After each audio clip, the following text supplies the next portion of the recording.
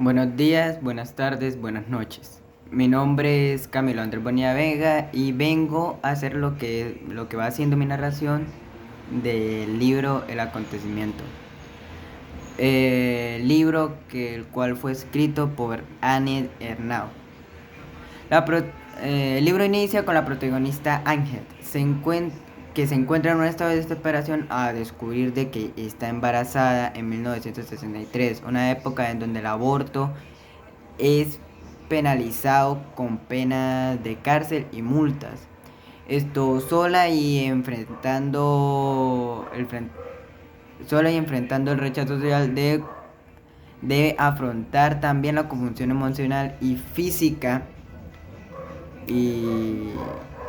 y física de un embarazo no deseado y las perspectivas de un aborto ilegal. Mientras espera su cita en la clínica, observa a otras mujeres que pasan por las experiencias similares, lo que crea un sentimiento de solidaridad en medio de su sufrimiento compartido. En la sala de espera hay grupos diversos de mujeres, cada una con sus propios miedos e inseguridades. El ambiente es tenso y el silencio solo se rompe con las llamadas ocasionales del médico o el timbre del teléfono. A pesar del miedo y la a pesar del miedo y la incertidumbre existe un sentimiento de unidad entre las mujeres, ya que todas buscan apoyo y comprensión de las demás. Esto la narradora cuenta su experiencia de esperar la menstruación mientras se encuentra a las secuelas de un encuentro sexual. Esto eh, describe al hombre al otro lado del teléfono como un posible infectado de SIDA, pero no puede establecer una conexión entre su intimidad física y el miedo a contraer la enfermedad. El médico le comunica el resultado negativo con una sonrisa y la narradora se siente aliviada. Recuerda la anticipación de su menstruación durante su juventud, describiendo la espera como tellosa y esperanzadora a la vez. La narradora también encuentra haber visto una película italiana triste y lenta durante ese tiempo, que reflejaba su propio sentimiento de desesperanza y falta de esperanza. A pesar de su miedo a no tener la regla, finalmente la tiene y pide cita con un ginecólogo para su revisión. Bueno, pues después de esto la historia continúa con la narradora describiendo su experiencia hasta que descubre que está embarazada. Esto se nos dice que controlaba su ciclo menstrual todos los meses, pero un lunes se despertó con el estómago revuelto y un sabor extraño en la boca. En la farmacia le dieron un medicamento líquido, espeso y verde, que no hizo más que empeorar sus náuseas. Una chica de la residencia universitaria le propuso dar clases de francés en lugar de aceptar el trabajo. Esto, pero el superior la rechazó por su inexperiencia.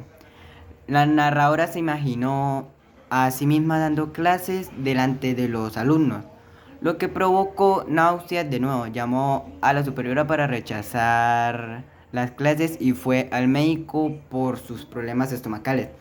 Allí le dijeron que estaba embarazada, cosa que ella no había sospechado, a pesar de saber que estaba en un periodo de riesgo. No creía que su cuerpo fuera fundamentalmente diferente del de los hombres en lo que refiere al amor y al placer. Tuvo relaciones sexuales con un estudiante durante las vacaciones y visitó Buerdos, pero no pensó que fuera a quedar embarazada. Sintiendo que su cuerpo no era intrínsecamente diferente y todos los recuerdos de su estancia en Burdeos adquiriendo un nuevo significado al darse cuenta de que estaba embarazada. La enfermera le puso las inyecciones sin hacer ningún comentario y ella volvió a casa para darle la noticia a su madre. Llamó al médico para confirmar el embarazo y al día siguiente recibió un certificado Bueno, pues lo cual en el certificado le decía que era de que ella iba a dar a luz el 8 de julio de 1964. En el siguiente capítulo, la narradora expresa su fascinación por la conmoción causada por la noticia del asesinato de Kennedy, por su indiferencia hacia ella al revivir su propia experiencia del aborto. Recuerda que se sintió obligada a escribir sobre el tema, pero que se resistió durante años. En sus sueños sostiene un libro sobre su aborto que no se encuentra en ninguna biblioteca y cuyo título reza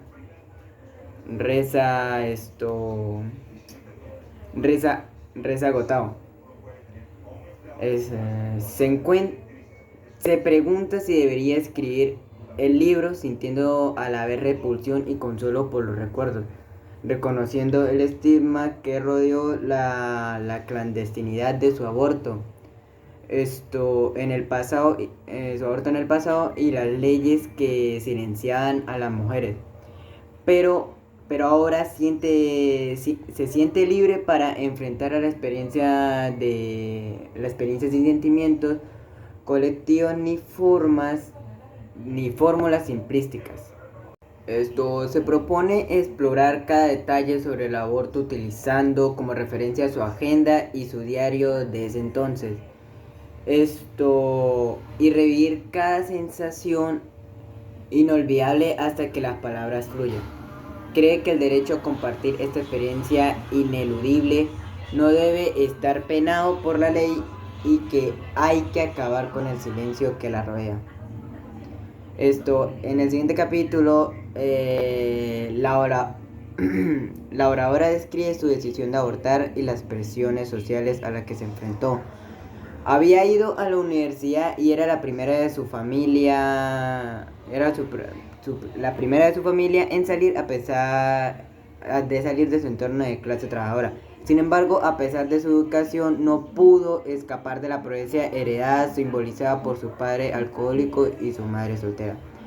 La oradora solo se había quedado embarazada una vez, pero se sintió obligada a seguir adelante, ya que había experimentado el deseo sexual desde que era adolescente. Veía el aborto como una solución común y había acumulado conocimiento sobre el tema a través de diversas fuentes. A pesar de los riesgos y los costes, estaba decidida a encontrar un médico o abortista clandestino que la ayudara. Comparte la historia de una mujer divorciada que había conseguido abortar con un médico de Estrasburgo y la ponente se muestra dispuesta a soportar el dolor y las posibles complicaciones. Conoce a un estudiante casado y con trabajo que no había asistido a su seminario sobre Víctor Hugo y van a la plaza de la estación a beber vino. Indirectamente ella le habla de su embarazo con la esperanza de que él pueda ayudarla, sabiendo que forma parte de una organización semiclandestina que lucha por los derechos reproductivos. En el siguiente capítulo la narradora cuenta su encuentro con un hombre llamado Jared, que se ofrece a ayudarla con un inesperado embarazo. Al enterarse de su situación, Jared expresa curiosidad y disfrute y ambos comparten una comida. Después la mujer de Jared regresa y sugiere a la narradora que se quede a dormir. Sin embargo, la narradora se despierta a la mañana siguiente en su residencia universitaria, donde ha pasado casi todo el día. En estos pequeños detalles donde el desorden de la vida comienza a apoderarse de ella. Jared había prometido ayudarla a encontrar un médico. Esto, esto para que ella no, para que ella, esto, pero la narradora no conocía a nadie que pudiera hacerlo. Al cabo de 2 días vuelve a ver a Jared que la lleva a una cervecería cercana en la estación de autobuses a comer bocadillos. El narrador empieza a comprender que Jared y otras mujeres que querían abortar no encajaban en el marco moral establecido por la sociedad de planificación familiar a la que pertenecían. Jared quería mantenerse al margen y no implicarse demasiado en la situación. Después de eso la narradora comenta sus desesperados intentos por conseguir un aborto a finales de los años 60. Se había afiliado en una asociación que apoyaba la maternidad moralmente deseada, pero no podía utilizar sus fondos para aborto ilegal. Buscó a Elevent, o como sea que diga, porque no sé cómo se pronuncian bien los nombres. El hombre que había visto repartiendo folletos en la universidad y esperó fuera de su edificio durante dos noches seguidas. También visitó bibliotecas y archivos médicos en busca de información práctica, pero solo encontró artículos que hablaban de las consecuencias de los abortos criminales. Sin esperanza, decidió buscar un médico que la ayudara. Y a finales se encontró en un barrio pobre donde creía que los médicos serían más comprensivos. Caminaba sin rumbo, pensando, sin esperanza, decidió buscar un médico que la ayudara y finalmente se encontró en un barrio pobre donde creía que los médicos serían más comprensivos. Caminaba sin rumbo, pasando por un mercado de una vieja tienda de muebles, recordando a una monja dominica que había cantado una canción popular sobre una sonrisa. Al narrador le intriga la historia de esta mujer que había abandonado su orden religioso y vivió con una mujer, convirtiéndose en alcohólica y cayendo en la oscuridad. Este resumen del texto conmovió a la narradora, ya que vio paralelismo entre su propia situación y la vida de esta misteriosa mujer. En el siguiente capítulo la narradora recuerda una época en la que estaba sola y perdida y encontró consuelo en la compañía de un hombre llamado Martín. Ambos habían experimentado la desesperación, pero su conexión está desconectada por un tiempo. Un día la narradora sacó fuerzas de una canción de una mujer con la que más tarde ni siquiera podía imaginar ser feliz. También recuerda un momento en que visitó a un médico posiblemente embarazada, pero incapaz de permitirse un aborto o pedir ayuda. La sociedad la juzgaba duramente por su situación y se sentía atrapada por la ley que prohibía los abortos, que dejaba a muchas mujeres avergonzadas y desesperadas. Ya Ya a este punto la narradora reflexiona sobre cómo tuvo que dejar de lado sus sentimientos de desesperanza e intentar comprender la ley abstracta e invisible que le impedía buscar ayuda. Menciona, menciona varias imágenes y símbolos que representan las restricciones y la vergüenza que rodeaba a los derechos reproductivos de las mujeres en aquella época.